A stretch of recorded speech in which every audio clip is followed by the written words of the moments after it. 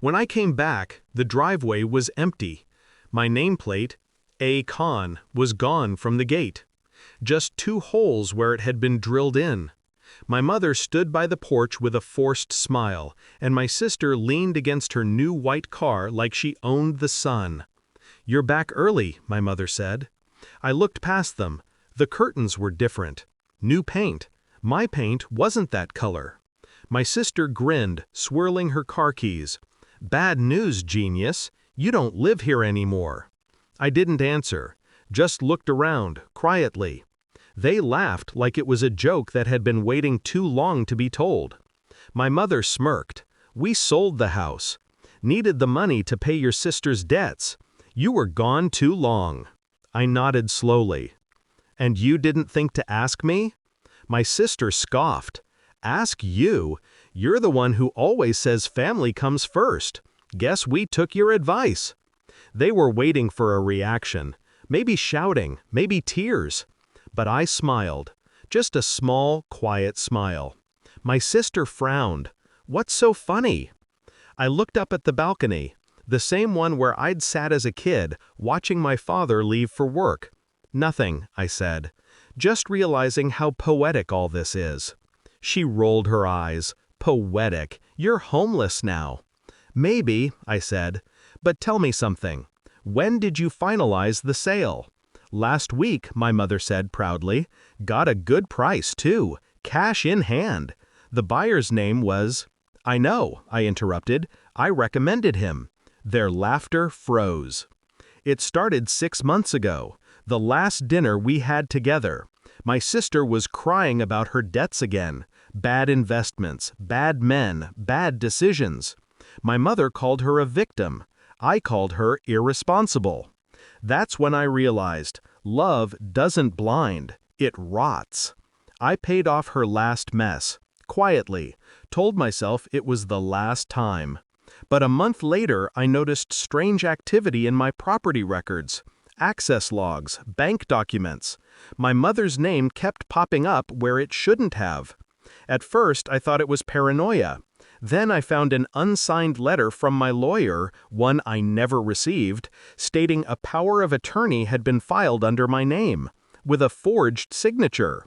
That's when the warmth left me. I didn't confront them. I observed. Weeks turned into months of careful silence. I learned who they met, what they said, and how they whispered about the plan. They thought I'd gone soft. That's the thing about family. Once they think you'll always forgive them, they stop hiding their knives. I moved quietly, transferred the real property deed to my holding company, registered in another name. My mother's documents were fake, but I made them look real. The house on paper stayed mine, but the legal property she had access to? That was a decoy title, the old registration, the one I'd reissued after the renovations.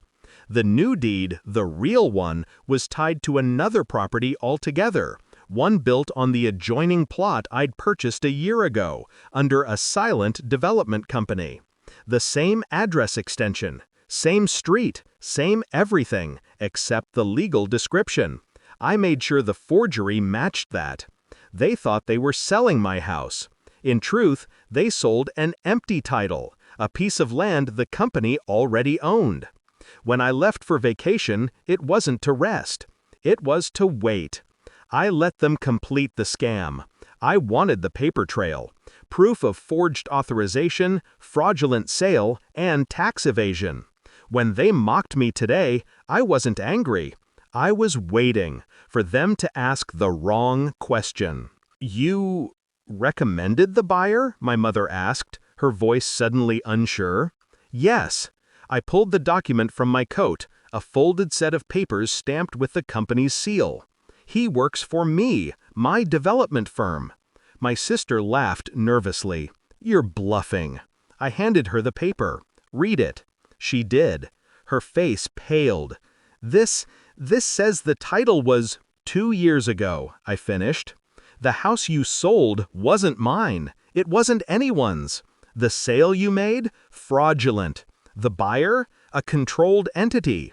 The money you received? Marked for investigation. My mother's lips trembled. "You wouldn't?"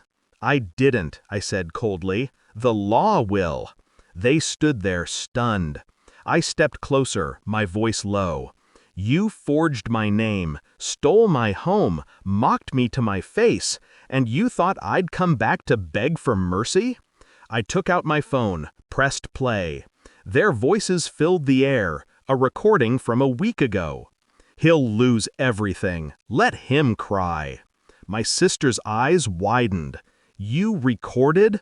"Every word." Silence fell. Only the wind moved between us. "I filed everything this morning," I said. "Forgery, fraud, and financial misconduct. But I'm not doing this out of revenge. I'm doing it so the next person you decide to betray will see you for what you are." My mother whispered, "You can't send your own family to jail." I looked at the house one last time. "You already did." By evening, the police came. I didn't watch them being taken away. I didn't need to. The real house, my real home, stood behind the next gate. The same design, the same balcony, but untouched. I unlocked the door and stepped inside, breathing in the quiet.